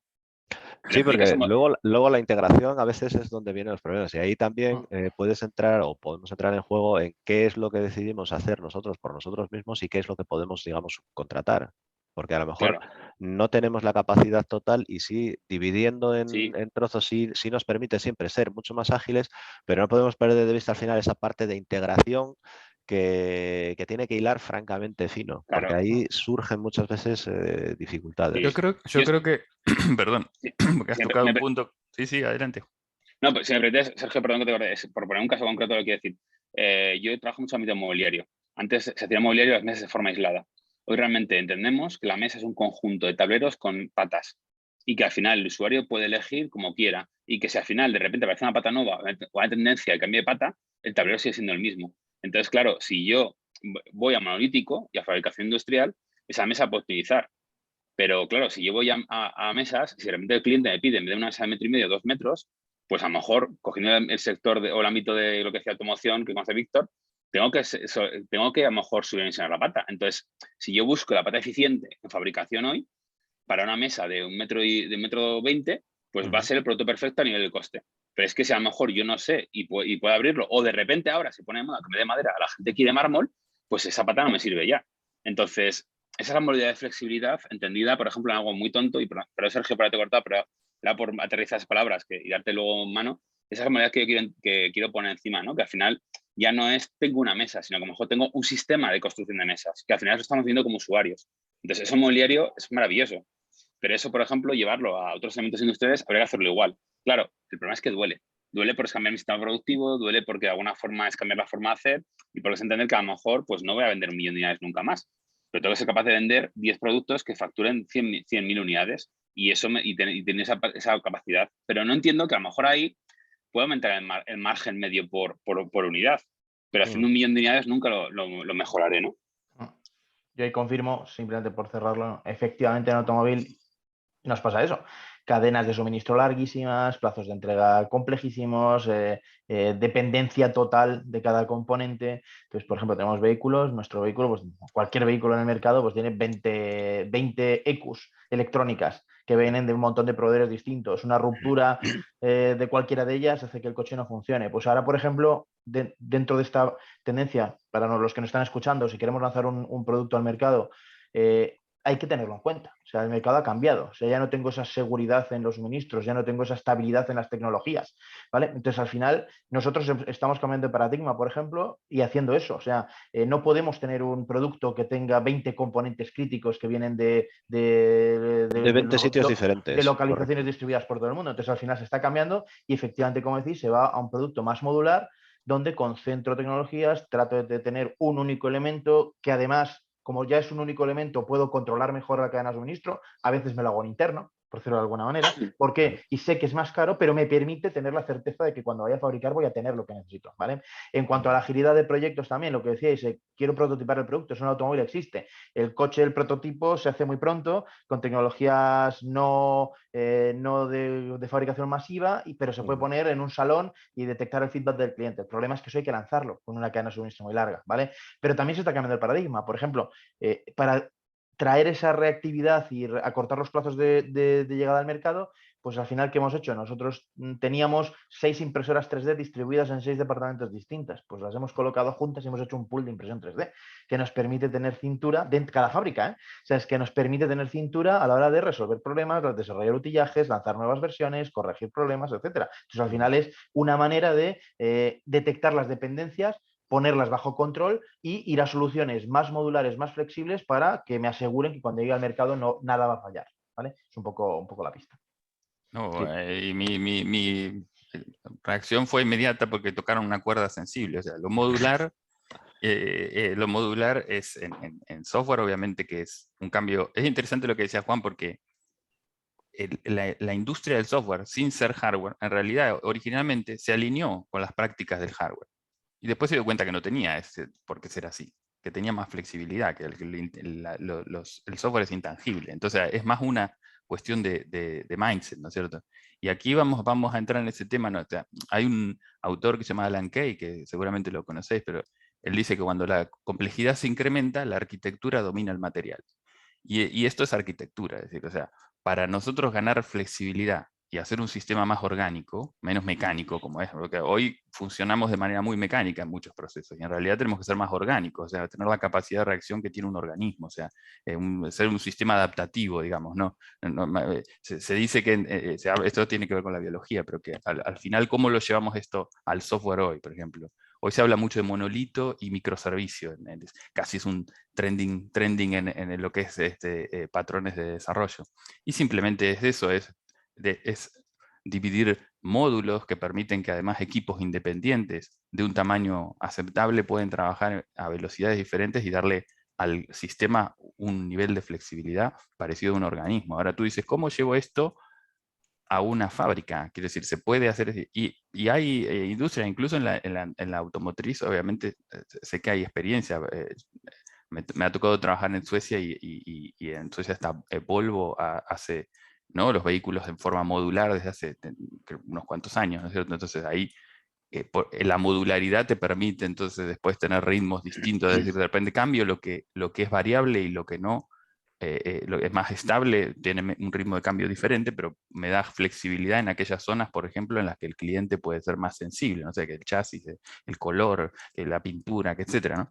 Y realmente poder ganar flexibilidad, donde, claro, cuando estábamos pensando en economía de escala, como tú decías, Juan, o sea, puede ser que parezca contrapuesto, pero en realidad, yo que también tengo mi lado de costos, de gestión de costos, hay un elemento que introducimos que es el costo del delay, cost of delay, le llamamos, que el costo de retardo. Ese factor nos hace empezar a ver en la ecuación de costo que el de entregar tarde tiene una penalización importante. Directamente puede hacer que todo el costo haya que tirarlo, porque al final, entonces, tu eficiencia puede ser muy buena, pero si el producto no es el que se necesita, al final todo eso no fue a costo, fue un desperdicio, ¿no es cierto? Y ahí vamos con la parte del link.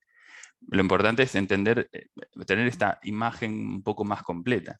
Yo el tema de la modularidad y modularidad en entornos industriales me parece que es la clave en dirección a la agilidad en fabricación. Y esto lo he escuchado no hace mucho de uno de los coach de agilidad de Tesla, ¿no? Un chico que se llama Joe Justice. Si ven algunos de sus videos, van a ver que cuenta historias muy interesantes de cómo Tesla trabaja de una manera completamente diferente. Y en muchísimos procesos hay cosas que podemos aprender, otras que no podemos aprender porque tenemos que cambiar nuestra forma de ser gradualmente y descubrir nuestro propio camino de cambio. Porque, ¿no?, lo que ocurre es que Tesla tiene, ¿no?, Elon Musk es una persona que viene del software, entonces él viene con un mindset así y lo llevó a la fabricación. Y entonces de repente muchos conceptos, para uno que viene de la fabricación tradicional, puede encontrarse, digamos, descolocado, o que la cultura, digamos, de trabajo requiere unos ajustes que no son banales, digamos. Hay un tema de retraining, un tema de experimentarlo y vivirlo, con un poco lo que decía Juan en relación con el cliente. También a nivel de organización, la agilidad es algo que hay que experimentar y aprender, ¿no? Es una toma de conciencia y una gradual reducción del nivel de riesgo para que uno no se sienta que está arriesgando demasiado, y esto a niveles ejecutivos obviamente es muy importante, saber que el ROI sigue siendo una métrica válida, solo que la complementamos con métricas de valor, con métricas de impacto, de manera, claro, que tenemos un panel de control que nos informa un poco más de la realidad y no solo de una perspectiva, ¿no? Antes, sin duda, Sergio, a mí cuando he dicho lo del mindset del ROI, el problema es que el ROI tiene que tener su lugar. El problema es que no puede ser el único driver o que todo al final se mire siempre desde el objetivo del ROI. Esto lo definía, y os pongo un ejemplo, esto me acuerdo de una frase que me impactó mucho. Telefónica tiene un programa de emprendimiento llamado Guaira, y cuando refundaron hace 3-4 años, el presidente de Telefónica dijo una frase muy importante, y dice que miramos mucho el ROI y que tenemos que mirar mucho más las plusvalías. Entonces, el problema es que si miramos el ROI estamos viendo el negocio en corto plazo. Pero muchas veces, cogiendo, por ejemplo, lo que decía Víctor de la parte de movilidad urbana, tenemos que mirar la plusvalía. Entonces, una cosa es lo que nos han enseñado tradicionalmente los MBAs y en generalmente lo que es la industria, que es fabricar hoy. Otra cosa es preguntarnos qué podemos fabricar mañana o cómo sería mi empresa mañana. Entonces, las métricas son diferentes. Entonces, cuando he dicho esa parte de excesivo de uso del ROI, siguiendo en cualquier círculo dice Sergio, no es el hecho de que hay que dejar el ROI a un lado, cuidado, sino que hay que apartarlo, me refiero, o no solamente pensar en el ROI, no, el ROI siempre está presente. Tienes que hacerlo muy pronto, lo metes muy pronto. Esto es como si yo con mi pareja actual, ¿no?, que llevo ya 9 o 10 años, la primera cita ya le propongo matrimonio. Pues a lo mejor se acojona y a lo mejor no es lo correcto, ¿no? O sea, primero hay veces que tienes que ir al cine, tienes que echar un café. Entonces, lo que tenemos que volver a reentender y a reaprender es que todo tiene un proceso y que no es lo mismo de una relación cuando llevas 20 años de casados, cuando llevas 10, cuando llevas 5, cuando llevas un mes. Entonces, al final, el desarrollo de producto es muy parecido. Al final es una relación entre el cliente y nosotros, y la consolidamos en un primer momento en tomar cafés, que es el momento de conocernos, y cuando ya me compra 1.000.000 de euros es cuando realmente ya tenemos un matrimonio, cuando tenemos esta relación en la que él depende de mí o yo dependo de él. Entonces, al final, también tienes que entender que son diferentes modelos y diferentes conversaciones, ¿no? Entonces, el ROI empieza en ese momento de decir, oye, nos casamos mañana ya. pues a lo mejor habrá que hacer un acuerdo prematrimonial, ¿no? Pues a lo mejor habrá que ver si esto me renta o no me renta, ¿no? Pero, joder, es que realmente el desarrollo de negocio en día, la innovación, viene esa parte del noviazgo. Y hay que entender también que el noviazgo es prueba y error, que al final de ese amor de 15 años, pues alguno que estéis aquí, por suerte, estáis con esa pareja, pero hoy la mayoría y cada vez más, es decir, al final es prueba y error. Y yo encuentro mi pareja para toda la vida, encuentro mi producto, que es el proceso hoy de exploración, desarrollo de producto, teniendo también oportunidades que a lo mejor a veces, pues oye, pintaban muy bien al principio, pero luego te das cuenta cuando rascas que no. Pero no puedes evaluar y entrar en una relación pensando en lo que me llevo y en ese egoísmo y en qué me va a llevar esto y a dónde me lleva. Porque sí, que ese es el problema del ROI, ¿no? Que mira ya, y esto cuando industrialicemos, y esto cuando esté en el mercado, y esto cuánto ganaré. A mí me preguntan hace muchas veces, ¿y esto cuánto ganaremos? Pues no lo sé. Pero es que ahora mismo a lo mejor no es momento de ver cuánto ganamos, ¿no? Que es la consecución de mirar el ROI. A lo mejor es el momento de ver qué hacemos, ¿no? Y el ver qué hacemos es qué necesita mi cliente y cómo puedo yo darle cobertura, y luego ya veré, ya habrá un momento que sí, ¿vale? Esto, por ejemplo, levantarse MBAs y su proceso de emprendimiento.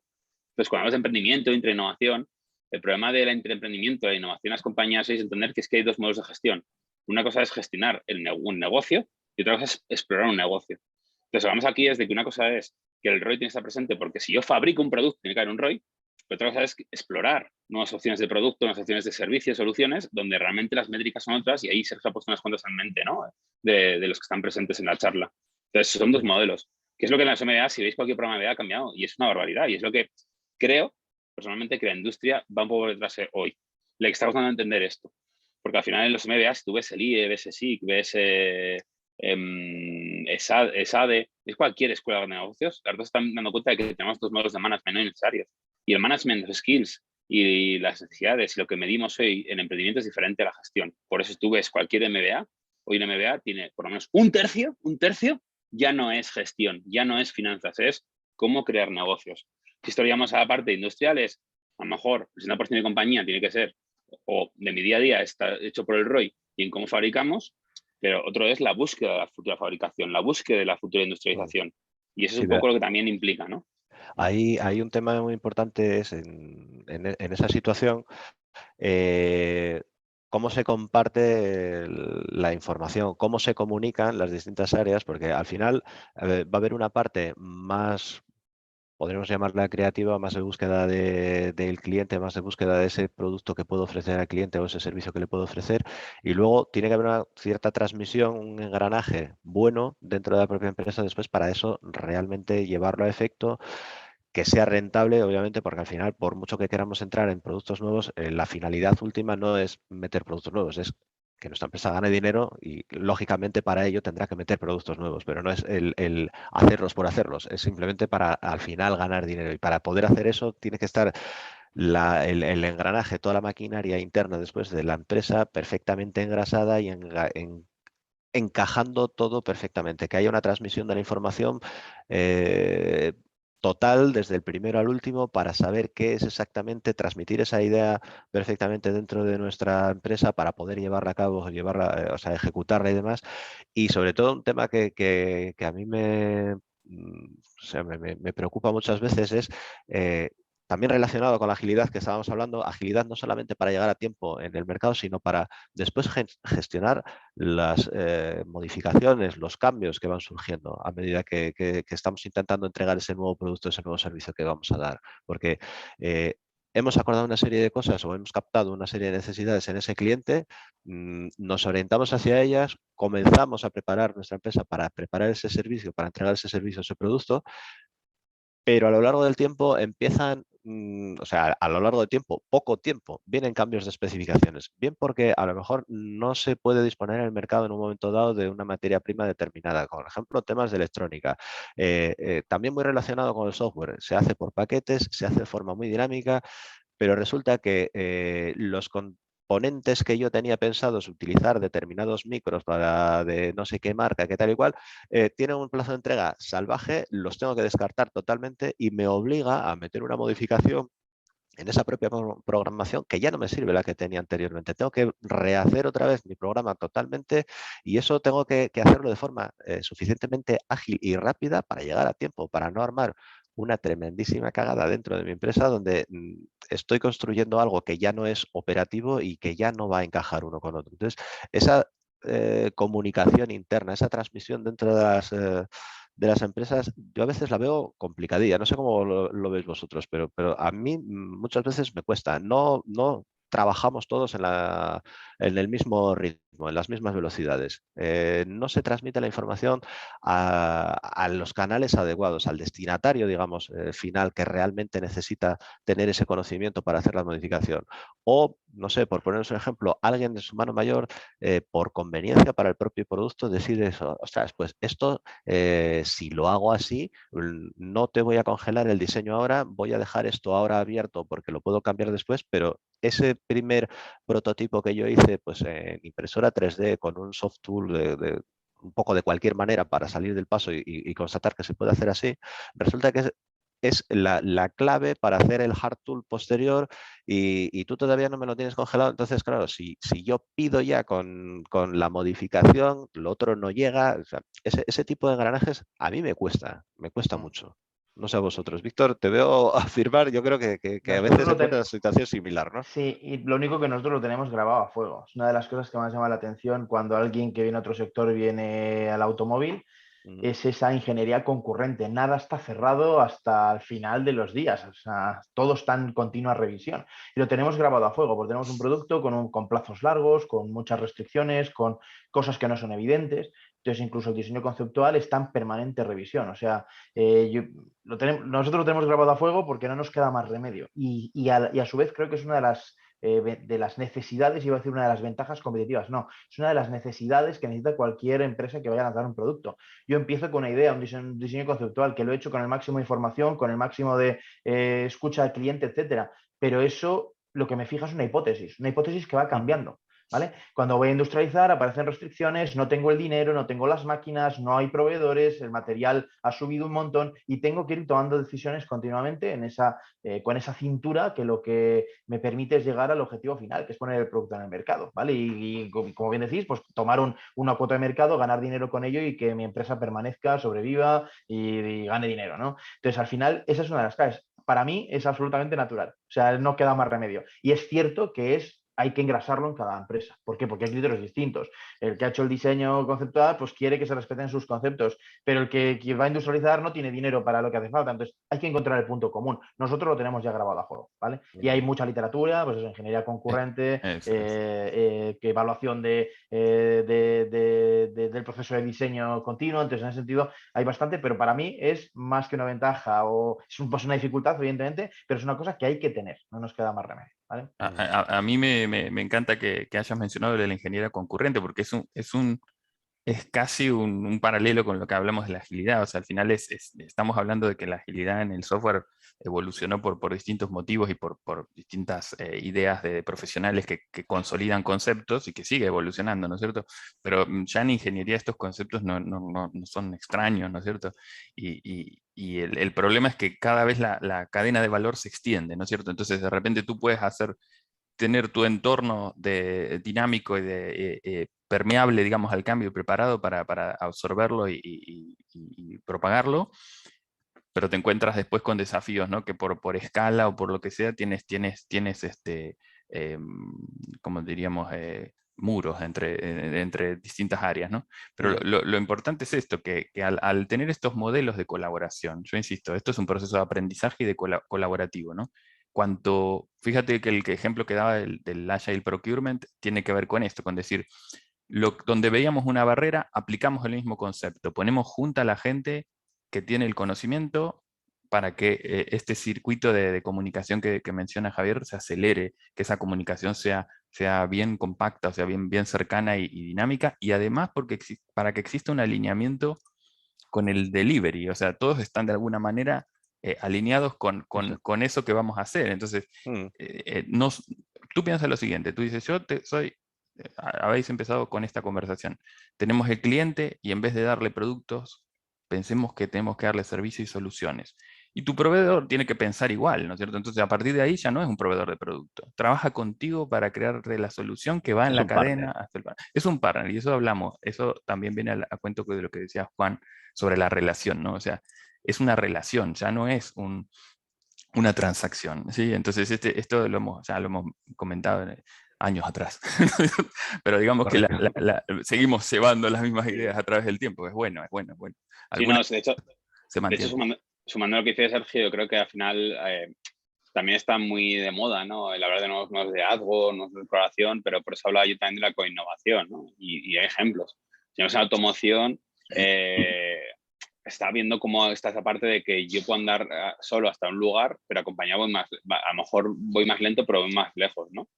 Tenemos el caso, por ejemplo, de Daimler, ¿no? Daimler al final compite con los Mercedes a ver quién tiene el coche más chulo contra BMW, pero luego se alían porque ellos entienden que en el entorno digital de movilidad que contaba Víctor, no compiten contra Renault o contra otras compañías, sino compiten contra Uber, contra Google. Entonces, al final tenemos que entender que esa coinnovación nos lleva hacia modelos diferentes, donde yo puedo tener diferentes mercados, diferentes productos, diferentes entornos donde incluso mi competidor puede ser mi socio, ¿no?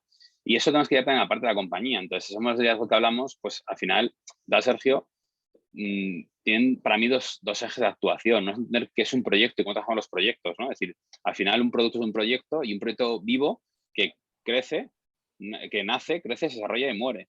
Entonces, claro, si tenemos la fábrica como un conjunto de fabricación y yo soy fábrica, tú eres desarrollo, tú eres comercial, pues no estamos hablando en términos de proyectos transversales, estamos hablando de que cada uno tiene su función. Y, ya está. Y el problema de las compañías es que estamos trabajando muchas veces funcionales, cuando lo que hay es un nuevo producto debería empezar en un lugar, como decía Víctor, y tener continuidad. Y todo el mundo debe tener más o menos su lugar. O sea, al final esto es como todo, ¿no? Es decir, tú como persona, cuando creces y te desarrollas, hay mucha gente que entra y sale, ¿no? Y a lo mejor tienes una figura en la infancia, otra en la arriba y otra en la madurez. Entonces, necesitamos entender ese tipo de momentos vitales, que al final el producto es un elemento vivo y que tiene que, y a veces que también tiene que morir. Y morir, si yo no consigo encontrar otro elemento vivo, pues a lo mejor mi fabricación también muere, ¿no? Pero es esa parte. Entonces ahí tenemos que darnos la mano más que nunca. Entonces tenemos que trabajar con competidores, con proveedores y entre departamentos.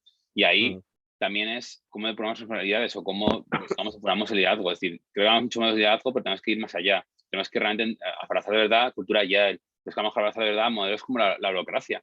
Que a lo mejor no hay un responsable de producto, hay un comité de producto. Y el comité de producto es el que está por encima velando porque yo estoy en mi función, cogiendo un poco el símil, yo como ideador, Víctor como conceptualizador, consolidador y Sergio como implementador, pero es que realmente luego a lo mejor juntos no estar siempre hablando que esto ocurre, porque si no hablamos de lo que está pasando en mi fase, al final arrastramos un problema, ¿no? Entonces yo creo que estamos trabajando mucho todavía en silos y hemos llevado esa parte industrial de la cadena de montaje a la gestión de cómo gestionamos equipos. Al final tú eres el de marketing, tú eres el de I+D, tú eres el de venta.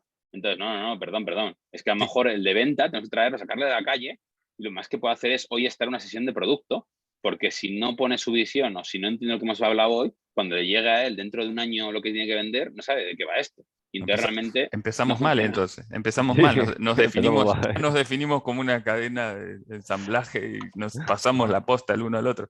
En realidad no, yo creo que lo tenemos muy claro, ¿no es cierto? O sea, y además por el discurso se ve que todos tenemos pasión por el end-to-end, por decirlo así, ¿no es cierto? Dos tips que me quedan en la cabeza a partir de lo que se fue conversando, ¿no? Una cosa que me parece muy, muy importante, porque pensando, ¿no? O sea, nosotros, cuando uno se apasiona de estas cosas, lo ve desde su misión y se enamora un poco de estas cosas, pero en la práctica después te tocas tierra y saltan las chispas, ¿no es cierto? En las organizaciones, y esto cómo se come, ¿no? ¿Cómo hacemos cambiar la organización, una organización que está segura, porque tiene, como comentaba Javier, tenemos esta experiencia, estas son nuestras competencias, así estamos organizados, tenemos know-how, y hablábamos sin querer de mirar estas capacidades como módulos, ¿no? Y decir, no la miremos como estamos preparados para hacer un producto. Tenemos capacidades de distinto tipo, las vemos en forma modular y también las podemos aplicar, como daban el ejemplo de esta empresa ¿no? que imprimía para otros, etcétera, ¿no? O sea, tenemos que tomar conciencia de nuestras capacidades, es el primer paso. Y después establecer esas experiencias de colaboración. Creo que es el primer paso, porque si no el cambio, está bien que hay modelos como la holacracia o como describen muchos autores de formas de gobierno menos jerarquizadas. Algunos hablan de la minimum viable bureaucracy, es decir, cómo hacemos para que la burocracia sea la mínima posible y realmente tengamos un trabajo de generación de valor más constante. Yo creo que es muy importante estas caminarlo, ¿no es cierto? O sea, hacer estas experiencias en pequeño, donde se siente que se puede hacer sin riesgo, porque también el tema es ¿no? La percepción de, este cambio puede implicarnos mucho riesgo. En realidad son pequeños cambios iterativos que puedes empezar a probar y vas ganando músculo, tanto creativo como de colaboración ¿no? y de conciencia. Ahí no sé si alguien está comentando No, algo. estaban solicitándonos Alguien que la marque. grabación a Ah, posteriori. No buenísimo. te preocupes, sí. Creo que eso lo puede facilitar después Ignacio colgándolo en Buenísimo. la web. No, no hay Y problema. para cerrar, un último punto es, en el ambiente del software, en el ámbito de desarrollo de software, utilizamos un concepto que es un enfoque de trabajo que se llama TDD, ¿no? Que es Test Driven Development. Básicamente es el desarrollo basado en pruebas. Y se habla de Red Green Refactor, que básicamente quiere decir, tú empiezas pensando en qué es lo que tiene que hacer el sistema y diseñando la prueba que hace fallar. ¿Sí? O sea, empiezas por la prueba, es como si tú dijeras, vamos a hacer un auto que tiene que acelerar de 0 a 100 en tantos segundos. Y lo primero que hago es hacer la prueba que falle, ¿sí? Luego trabajo en el software para hacer que, obviamente estamos hablando del ejemplo fue de hardware, pero que en el software trabajo para hacer que la funcionalidad se cumpla. Y una vez que logro que se cumpla, luego la refactorizo, que quiere decir básicamente la mejoro en todos aquellos aspectos que no son la funcionalidad en sí, sino son tiempo de respuesta, consumo, costo, etc., ¿no? Entonces, este concepto yo he visto y he escuchado por conversaciones que la gente, por ejemplo, en el caso de Tesla, que ha aplicado conceptos de software en la fabricación, ellos piensan el hardware así y empiezan testeando cada hipótesis que tienen contra un test automático, por decirlo así. Ahí hay mucha tecnología, mucho digital, de decir, tengo analítica para medir qué es lo que pasa, tengo un modelo de simulación que me puede dar información de qué va a pasar si cambio estos parámetros, y entonces de esa manera lo puedo testear, y a partir de ahí digo, ¿cómo hago para hacerlo mejor todavía? Y esos equipos que trabajan en forma de célula, y esto en agilidad también hoy se habla mucho de célula, fíjate que usan la palabra célula, que es un concepto que viene orgánico, tanto para entender, ¿no? Que estamos pensando en algo vivo que se reorganiza, que tiene que ver con estos principios de trabajo diferentes. Al final, estas células están continuamente buscando mejorar el producto, y el segundo paso es escalarlo. O sea, el primer paso es logro mejorarlo, logro crear valor, logro ver que el cliente, o testearlo y ver que el cliente lo va a recibir con valor. El paso siguiente es lo puedo escalar, o sea, lo puedo hacer Industrializarlo, ¿no? industrializado Sí. y rentable, en el sentido que por ahí que Bill Gates con sus inodoros mágicos decía, Sí. hicimos uno por $50.000, está bárbaro, podemos hacerlo, demostramos que se puede, pero no, esto no es económico, hay que ver cómo hacemos para que esto escale, ¿no es cierto? Entonces el desafío de escalar es como el segundo nivel. El primero es encontramos la idea Encontrar la salida, exacto. y ahora aplicamos la creatividad también al proceso para decir cómo lo hacemos escalable, que es lo que hablamos de la economía de escala. En vez de venir la economía de escala al principio, Al inicio. claro, la tenemos como un segundo paso que exige creatividad, pero no mata de antemano el valor, no nos empuja al low cost en forma, digamos, miope, digamos. Estamos pensando en que lo necesitamos por sostenibilidad. Y además, fíjate, otro tema, no es solo el costo. Ahora empezamos a hablar de otros factores, que es, no me interesa solo la rentabilidad para que la empresa siga funcionando y siga generando valor. El valor para que el cliente tenga satisfacción, pero además después tenemos otras derivadas, que tengo que ver todo su ciclo de vida, porque tiene que ser environmentally friendly, o sea, tiene que ser Tiene que ser, bueno, exacto, bueno al ambiente, reutilizable. tengo que ver qué va a hacer el cliente cuando lo va a tirar, el día que se termina de usar, cómo lo vuelvo a rescatar y lo vuelvo a reciclar. Tiene que ser socialmente, digamos, benéfico, a tener alguna derivada de contribución a la comunidad, etcétera, ¿no? Vemos factores que empiezan a ir más allá del valor al cliente, sino van a un valor más ecológico, claro, de ecosistema. Y nada, creo que esas las cosas que me venían a la mente con la conversación, que me parece súper valiosa. Muy bien, pues son las 11:30, bueno, y 35. Os agradezco de verdad todo el diálogo tenido a lo largo de este tiempo, pero me parece que ha sido bastante interesante, la verdad, ver los puntos de vista que tenemos, que al final creo que coinciden bastante, estamos bastante alineados en cuanto a las necesidades totales o sea, digamos, de conjunto, ¿no? que tenemos de salir al mercado, de buscarnos nosotros un poco la vida, porque nadie nos los va a traer a casa, perder ese miedo a preguntarle, a a interactuar con el cliente, a averiguar cuál es realmente su necesidad y también su satisfacción, ¿no? Qué es lo que le agrada y le motiva a seguir con nosotros y qué es lo que le motivaría a seguir aún más, ¿no? Cubriendo esas necesidades que todavía no tiene. Viendo un poco la necesidad de agilidad que tenemos todos al final para poder llegar a tiempo en el mercado, la necesidad de buscar el engranaje entre todas las diferentes áreas de la empresa, el buscar esa interacción, esa comunicación al final, ¿no? En definitiva, al ser personas y tener claro que al final lo que tratamos es con clientes que son personas, también como nosotros, y que nosotros al final somos incluso nuestros propios clientes, ¿no? Y tenemos una forma muy similar.